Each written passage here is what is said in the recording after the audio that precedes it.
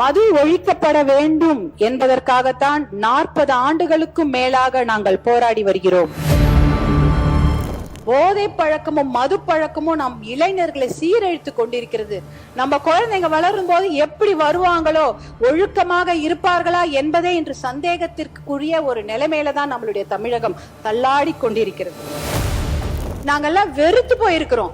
ஒரு கடையை மூடுனா பக்கத்துல 4 சந்து கடைகள் திறக்கப்படுகிறது. எத்தனையோ நூற்றாண்டுகள் அந்த மாதிரி பெண்கள் வெளியே வர முடியாத ஒரு நிலைமை. ஆனா இன்னைக்கு அதையெல்லாம் மீறி பெண்கள் வந்து சாதித்திருக்கிறார்கள். மாண்புமிகு பேரவை தலைவர் அவர்களே, மாண்புமிகு முதலமைச்சர் விஜய் அவர்கள் தலைமையிலான அரசின் மீது நம்பிக்கை கோரும் தீர்மானத்தின் மீதான விவாதத்தில் பங்கேற்று பேச வாய்ப்பளித்தமைக்காக தங்களுக்கு நன்றி தெரிவித்துக் கொள்கின்றேன். சமூக நீதி, ஜனநாயகம், சமத்துவம் என்பதுதான் பாட்டாளி மக்கள் கட்சியின் கொள்கையாகும். இந்த கொள்கை நோக்கங்களை எட்டுவதற்காகத்தான் பாட்டாளி மக்கள் கட்சி தொடர்ந்து பாடுபடுகிறது. போதை இல்லாத தமிழ்நாடு, சமூக நீதி மற்றும் வளர்ச்சியில் சிறந்த புதியதோர் தமிழகம் படைப்போம் என்பதுதான் பாட்டாளி மக்கள் கட்சியின் நிலைப்பாடு ஆகும். பாட்டாளி மக்கள் கட்சியின் கொள்கைகளும் நோக்கங்களும் எப்போதும் தமிழ்நாட்டின் நலனை முன்னிறுத்துபவையாகும். தமிழ்நாட்டில் 69% இட ஒதுக்கீட்டை பாதுகாக்க சமூக நீதி கணக்கெடுப்பு எனப்படும் சாதிவாரி சர்வே நடத்த வேண்டும். அதன் அடிப்படையில் அனைத்து சமூகங்களுக்கும் விகிதாச்சார பிரதிநிதித்துவம் அளிக்கப்பட வேண்டும். பெண்களின் பாதுகாப்பையும் முன்னேற்றத்தையும் உறுதி செய்ய வேண்டும். முழு மதுவிலக்கு மற்றும் போதைப் பொருட்களை முற்றிலுமாக ஒழிக்க வேண்டும். நீர் மேலாண்மைக்கு முக்கியத்துவம் அளித்து பாசன திட்டங்களை செயல்படுத்த வேண்டும். அனைத்து வேளாண் விளை பொருட்களுக்கும் விலை நிர்ணயம் செய்தல், கொள்முதல் செய்யப்படுவதை உறுதி செய்தல், உழவர்களின் வாழ்க்கை தரத்தை உயர்த்துதல், தரமான திறன் சார்ந்த கல்வி இலவசமாக வழங்கப்படுவதை உறுதி செய்தல், இளைஞர்களுக்கு அரசு மற்றும் தனியார் வேலை வாய்ப்புகளை உருவாக்கி வழங்குதல், தனியார் வேலை வாய்ப்புகளில் 80 விழுக்காட்டை தமிழக இளைஞர்களுக்கு வழங்க சட்டம் இயற்றுதல்,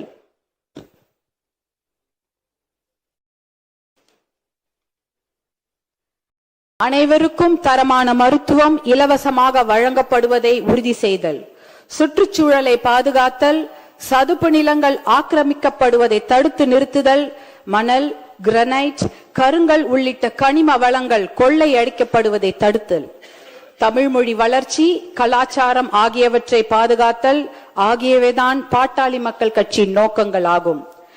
மாண்புமிகு முதலமைச்சர் அவர்கள் தலைமையிலான ஆளுங்கட்சியும் சட்டப்பேரவை தேர்தலுக்கு முன்பாக வெளியிட்ட தேர்தல் அறிக்கையில் பாட்டாளி மக்கள் கட்சியின் கொள்கைகள், நோக்கங்கள் ஆகியவற்றுக்கு ஒத்துப்போகும் வகையில்தான் வாக்குறுதிகளை வழங்கியது. குறிப்பாக அனைத்து சமூகங்களுக்கும் விகிதாச்சார பிரதிநிதித்துவம் வழங்க சாதிவாரி சர்வே நடத்தப்படும், மகளிர் பாதுகாப்பை உறுதி செய்ய நடவடிக்கை, மது வணிகத்தை கட்டுப்படுத்த நடவடிக்கை, வேளாண் விளை பொருட்களுக்கு நியாயமான கொள்முதல் விலை, அரசு மற்றும் தனியார் வேலை வாய்ப்புகளை அதிகரித்தல், தனியார் துறை வேலை வாய்ப்பில் உள்ளூர் இளைஞர்களுக்கு 75% ஒதுக்கீடு வழங்கும் நிறுவனங்களுக்கு 2.5% ஜிஎஸ்டி மானியம், 5% மின்சார மானியம் வழங்கப்படும், நதிகள் இணைப்பு உள்ளிட்ட பாசன திட்டங்கள் செயல்படுத்தப்படும், சுற்றுச்சூழலை பாதுகாக்கவும் மணல் கொள்ளையை தடுக்கவும் நடவடிக்கை எடுக்கப்படும் என்று தமிழகத்தின் ஆளுங்கட்சியும் வாக்குறுதிகளை அளித்திருக்கிறது.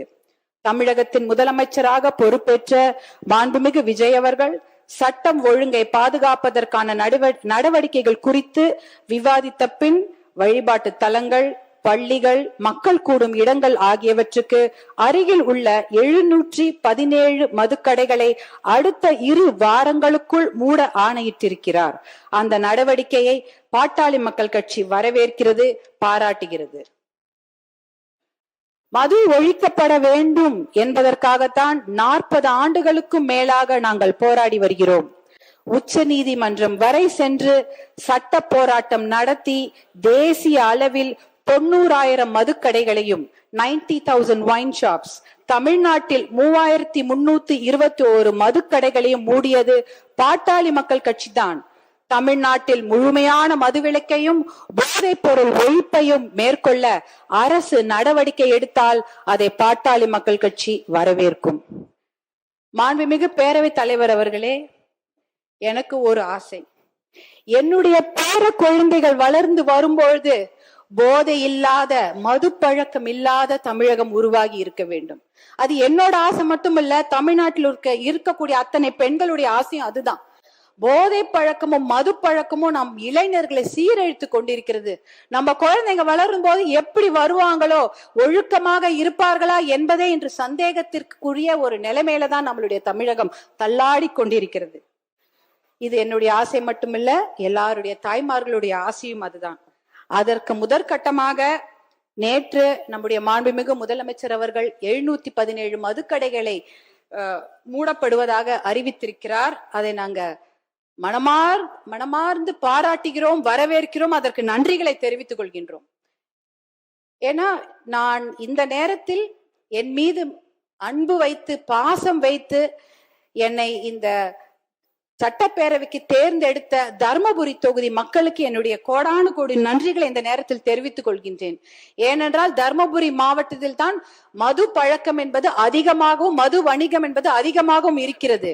பர் கேபிட்டா கன்சம்ஷன் என்பது தர்மபுரி மாவட்டத்தில் அதிகமாக உள்ளது. Per capita consumption of alcohol, அதாவது மது பழக்கம், தனி மனிதருடைய மது பழக்கம் அதிகமாக இருக்கும் மாவட்டம் எது என்றால் அது தர்மபுரி மாவட்டம். அப்படிப்பட்ட அந்த நிலையில் முதற்கட்டமாக நீங்கள் 717 மதுக்கடைகளை மூட உத்தரவிட்டிருப்பது அது மிகப்பெரிய ஒரு விஷயம். அது பெண்கள் எல்லாரும் அனைவரும் வரவேற்கிறார்கள்.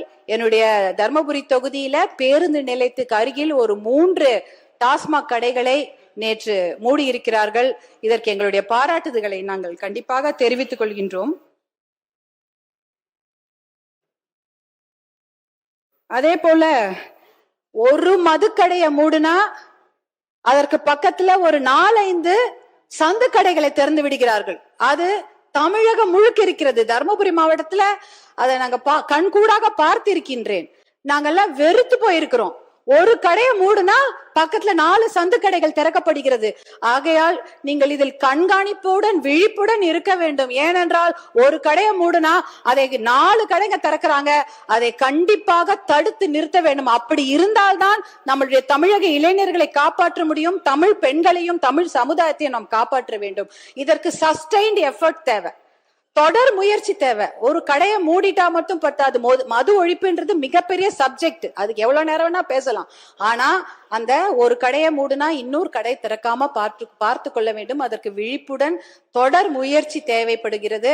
அதையும் நாங்க இந்த வேண்டுகோளாக இப்ப சொல்கின்றோம். அடுத்ததாக பாத்தீங்கன்னா, என்னை போன்ற பெண்கள் படிப்பதற்கும், கல்லூரிக்கு போவதற்கும், வேலைக்கு போவதற்கும், இது போல சட்டமன்றத்தில் பேசுவதற்கும், ஏன் ஓட்டுரிமை பெறுவதற்கு கூட எத்தனை நூற்றாண்டுகள் ஆகிவிட்டது. எத்தனையோ நூற்றாண்டுகள் அந்த மாதிரி பெண்கள் வெளியே வர முடியாத ஒரு நிலைமை. ஆனா இன்னைக்கு அதையெல்லாம் மீறி பெண்கள் வந்து சாதித்திருக்கிறார்கள். படிக்கிறாங்க, கல்லூரிக்கு போறாங்க, வேலைக்கு போறாங்க. இப்படி மாமன்றத்தில் வந்து பேசக்கூடிய அத்தனை விஷயங்களும் நடந்து கொண்டிருக்கிறது. ஆனால் இந்த போதை பழக்கம், மது பழக்கம் இருக்கும் போது எந்த பெண்களுக்கும் பாதுகாப்பில்லாத ஒரு நிலைமை. டாஸ்மாக் கடையை தாண்டும் போது ஒரு பெண்ணும் தலை குனிந்துதான் போவாங்க. ஏன் தெரியுங்களா? அந்த பக்கத்துல தலை நிமிந்து பார்த்தா யாராவது ஐ கான்டாக்ட் வந்துருச்சுன்னா என்ன மாதிரி விமர்சனங்களை தாங்க வேண்டுமோ, எப்படி கேலி பண்ணுவாங்களோ, யாராவது தப்பா சொல்லுவாங்களோ, பேசுவாங்களோன்னு பயந்து கொண்டு தலை குனிந்து போய் கொண்டிருப்பார்கள். இந்த பக்கம் அந்த பக்கம் பார்க்கவே மாட்டாங்க, அப்படியே போவாங்க. ஏன் இந்த நிலைமை? ஒரு வீட்டுல இருந்து வெளியில வரத்துக்கே எங்களுக்கு இவ்வளவு நாள் ஆச்சு. திருப்பி எங்களை கொண்டு போய் வீட்லயே உட்கார வைக்கிற அந்த நிலைமையை கொண்டு வந்தது இந்த போதை பழக்கம் தான், மது பழக்கம் தான். இந்த கற்காலத்துக்கே எங்களை கூட்டிக் கொண்டு போய்விடுவார்களோ என்ற பயம். ஏனென்றால் இன்றைக்கு பெண்கள் பாதுகாப்பு மிகப்பெரிய கேள்விக்குறியாக இருக்கிறது. வெளியில படிக்கிறதுக்கு அனுப்புறதுக்கு பயம், ஹாஸ்டலுக்கு அனுப்புறதுக்கு பயம், வேலைக்கு வெளியூருக்கு அனுப்புறதுக்கு பயம், வேலைக்கு போன பொண்ணு பத்திரமா பேருந்துல இருந்து வீட்டுக்கு வருவாங்களா? இல்ல தொடர்வண்டி நிலையத்துல ஏதாவது நடக்குமா? பத்திரமா இரவு வீடு வந்து சேருவார்களா? இப்படி எதற்கு எடுத்தாலும் பயம் பயம் பயம்தான். ஏன்னா அந்த அளவுக்கு போதை பழக்கம், மது பழக்கம், இதனால் பெண்கள் பாதுகாப்பு மிகப்பெரிய அச்சுறுத்தலுக்கு ஆளாகி இருக்கிறது. இதை தடுப்பதற்காக சிங்கப்பெண் என்ற ஒரு தனி பிரிவை மாண்புமிகு முதலமைச்சர் அவர்கள் ஏற்படுத்தி இருப்பதற்கு எங்களுடைய மனமார்ந்த நன்றியை தெரிவித்துக் கொள்கின்றோம். அதே சமயம் ஒரு ஆக்கப்பூர்வமான ஒரு சஜஷன் தான், இந்த துறையை தனியாக ஏற்படுத்தி அதற்கு ஒரு டிஜிபி அவர்களை போட்டு நீங்க அவர் கீழே ஒரு பெரிய குழுவை அமைத்தீர்கள் என்றால் அது விமன் சேஃப்டிக்கு மட்டுமல்ல, விமன் எம்பவர்மெண்ட்டுக்கும் ஒரு மிகப்பெரிய ஒரு நடவடிக்கையாக அமையும் என்பதை இந்த நேரத்தில் நான் உங்களுக்கு வேண்டுகோளாக வைக்க விரும்புகின்றேன். பாட்டி வீட்டுக்கு பத்திரமா போயிட்டு வரணும் குழந்தைங்க. அதுதான், ஒரு பாட்டி வீட்டுக்கு போற குழந்தைய கூட இன்னைக்கு பாலியல் வன்கொடுமை, கூட்டு பாலியல் வன்கொடுமை போன்ற கொடுமைகள் நிகழ்ந்து கொண்டிருக்கிறது. அதை தடுத்து நிறுத்த வேண்டும். ஒரு பெண்ணா அதை தான் என்னால கேட்க முடியும். அந்த அளவுக்கு மனம் குமிறி போய் கிடக்கிறோம் நாங்கெல்லாம். அதே நேரத்தில் சமூக நீதிக்கு பாதிப்பு ஏற்படுத்தும் செயல்களையோ, தமிழ்நாட்டு மக்களுக்கு எதிரான நடவடிக்கைகளையோ தமிழக அரசு மேற்கொண்டால் அதை பாட்டாளி மக்கள் கட்சி எதிர்க்கும். Subscribe to One India and never miss an update.